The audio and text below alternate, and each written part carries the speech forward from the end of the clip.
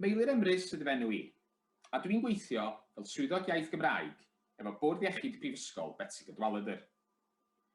Pwrpas y fideo fer yma ydy i esbonio pam mae'n holl bwysig bod y Bwrdd Iechyd yn gallu darparu gwasanaethau drwy gyfrwng y Gymraeg, a hefyd i drafod pa gyfleoedd swyddi all fod ar gael i siaradwyr Cymraeg fel chi o fewn y sector iechyd a gofal. Yn y pen draw, mae Bwrdd Iechyd Prifysgol Gydwalydr, fel pob bwrdd iechyd arall, yn bodoli am un rheswm. Yn syml iawn, prif ddyletswydd y Bwrdd Iechyd ydy gofalu am bobl. Ac mwyn gallu cyflawni hynny'n llwyddiannus, ein prif gyfrioldeba ni ydy sicrhau bod cleifion yn cael ei asesu'n gywir, a gwneud yn siŵr, drwy hynny, bod eu anghenion gofal nhw yn cael ei bodloni. Wrth wneud hynny, mae'n holl bwysig bod staff y Bwrdd Iechyd yn gwneud popeth o fewn ei gallu i hwyluso profiadau cleifion. Mwyn sicrhau bod yr unigolion hynny yn gallu teimlo mor gyfforddus a hapus a phosib wrth iddyn nhw ddefnyddio ein gwasanaethau. A dyma lle mae pwysigrwydd gallu darparu gwasanaethau i gleifion drwy gyfrwng y Gymraeg yn dod yn amlwg. Mae Bwrdd Iechyd Prifysgol Gydwalydr yn gwasanaethu Gogledd Cymru i gyd. Ac felly'n amlwg, Cymraeg ydy iaith gyntaf nifer fawr o'r bobl da ni'n darparu ar ei cyfer. Yn sgil hynny felly, mae nifer sylweddol o'n cleifion ni yn awyddus i gael siarad Cymraeg wrth ymwneud efo'r Bwrdd Iechyd. Wedi'r cyfan, mae gorfod cyfathrebu drwy gyfrwng ail iaith yn gallu bod yn brofiad digon chwysig i unrhyw un. A mae'r rhan fwyaf o bobl yn teimlo i bod i rywfaint yn anoddach iddyn nhw fynegu eu hunain mewn ail iaith. Ar yr un pryd, mae pobl yn dueddol o deimlo'n eitha nerfus neu'n ansicr pan maen nhw'n gorfod ymweld ar ysbyty neu feddygfa.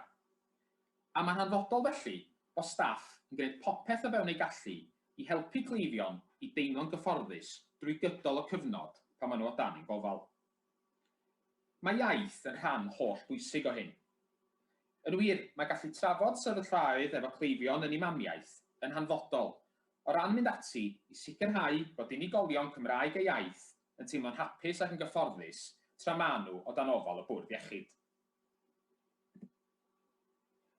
Ond tra mae anghyfleustra ydy gorfod siarad Saesneg i nifer o bobl, mae yna rai cleifion, fel plant ifanc, pobl hŷn ac unigolion bregus, sydd ddim ond yn gallu cyfleu anghenion gofal iechyd yn effeithiol drwy gyfrwng y Gymraeg. Ac yn amlwg felly, mae'n hanfodol yn bod ni, fel Bwrdd Iechyd, yn gallu darparu gwasanaethau dwyieithog ar gyfer ein cleifion. Yn wir, yn achos llawer o siaradwyr Cymraeg, sy'n ei chael ei anodd i gyfathrebu'n glir mewn unrhyw iaith arall, fe ddylid ystyried eu hawl i ddefnyddio imamiaeth yn ddarpariaeth greiddiol bwysig, yn hytrach na dim ond rhywbeth dewisol neu ychwanegol. Felly, rwan eich bod chi'n gwybod mwy am gyfrifoldeba y Bwrdd Iechyd mewn perthynas â'r Gymraeg, sut all y ffaith y bod chi'n gallu siarad yr iaith honno fod o fantais i chi'n bersonol? Yn syml, mae gallu cyfathrebu yn ddwyieithog bellach yn cael ei ystyried yn sgil holl bwysig ar gyfer bob math o swyddi. Mae yna alw mawr am siaradwyr Cymraeg mewn bob math o feysydd erbyn hyn, gan gynnwys o fewn y sector iechyd. A nid dim ond meddygon a nyrsys yn unig sy'n gweithio i Gydwalydr. Yn wir, mae mynd ati i ddarparu gwasanaethau gofal iechyd yn ddwyieithog yn galw am lawer o waith ac ymrwymiad gan ystod eang o wahanol bobl. Dwi'n gweithio i dîm y Gymraeg Gydwalydr enghraifft, a'n prif ffocws ni ydy darparu cyngor, adnoddau, hyfforddiant iaith a gwasanaethau cyfieithu ar gyfer gweddill y gweithlu, mwyn sicrhau bod y Bwrdd Iechyd yn gallu gweithredu'n ddwyieithog. Ar yr un pryd, mae gan y Bwrdd Iechyd adrannau technoleg gwybodaeth a chyllid hefyd. A sa ddim yn bosib i ni ddarparu gwasanaethau clinigol ar gyfer y cyhoedd yn effeithiol heb gymorth ystod o staff cefnogol eraill gan gynnwys rheolwyr prosiect, gweithwyr derbynfa, porthoriaid a chogyddion. Mae'r gallu i siarad Cymraeg a Saesneg bellach yn cael ei ystyried yn sgil ddefnyddiol a dymunol ar gyfer bob un o'r swyddi yma. Felly, be bynnag ydych diddordebau academaidd chi, mae'n bosib iawn fedrwch chi ffeindio swydd y byddwch chi'n fwynhau o fewn y sector iechyd.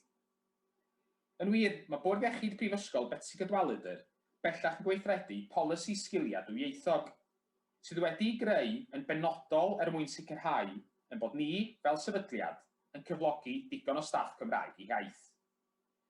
Yn syml, mae gallu siarad mwy nag un iaith bellach yn cael ei ystyried yn sgil ychwanegol ddefnyddiol. A felly, fe alla'r ffaith eich bod chi'n gallu siarad Cymraeg eich gosod chi ar wahân i ymgeiswyr eraill wrth i chi fynd ati i drio'n swyddi.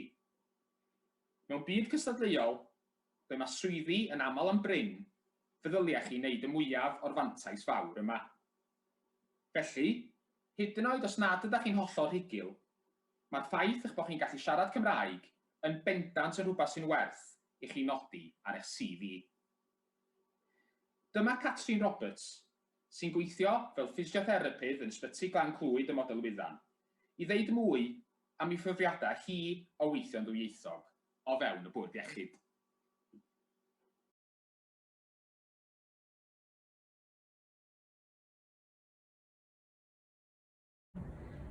Catrin Roberts ydw i, dwi'n ffisiotherapidd yn weithio yn Glan Clwyd a dwi'n gweithio ar y funud yn yr adran achosion brys.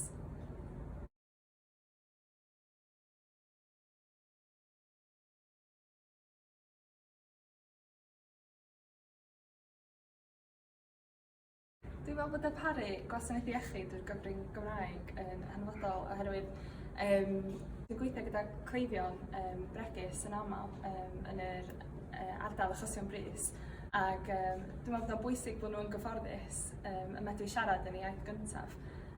Mae'n haws i nhw gwneud siarad gyda staff a dweud yn union beth sy'n poeni nhw pan maen nhw yma.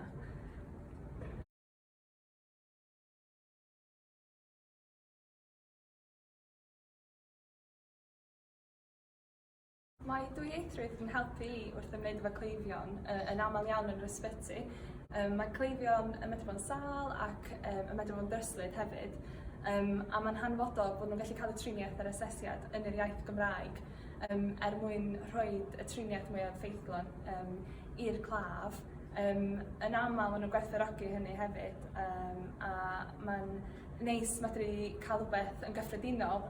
Yn aml maen nhw'n siarad a gofyn un o lew i ti a mae siarad am bobl a bethau cyffredin yn wneud i'r claf deimlo mwy cartrefol.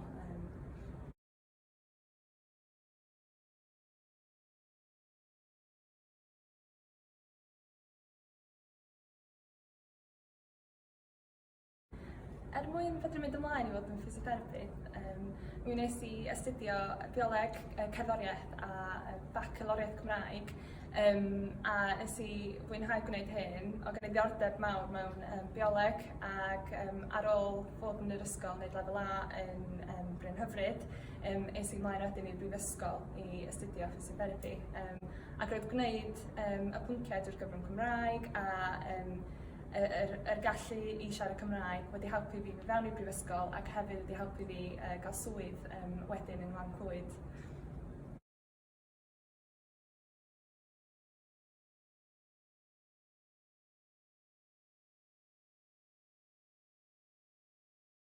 Mae'r iaith Gymraeg yn rhoi llawer o gyfleoedd i fi dros y blynyddoedd a un cyfle oedd canu gyda fy arwr Elin Fflir o flaen Ysbyty Glan Clwyd ar y rhaglen S4C. Yn ddiweddar, oedd yn cael ei redeg ar Rhysmeirion ac oedd yn gymaint o hwyl ac oedd y staff, y cleifion a'r adran ffisiotherapi di bod yn gefn iawn i fi yn ystod yr adeg hynny.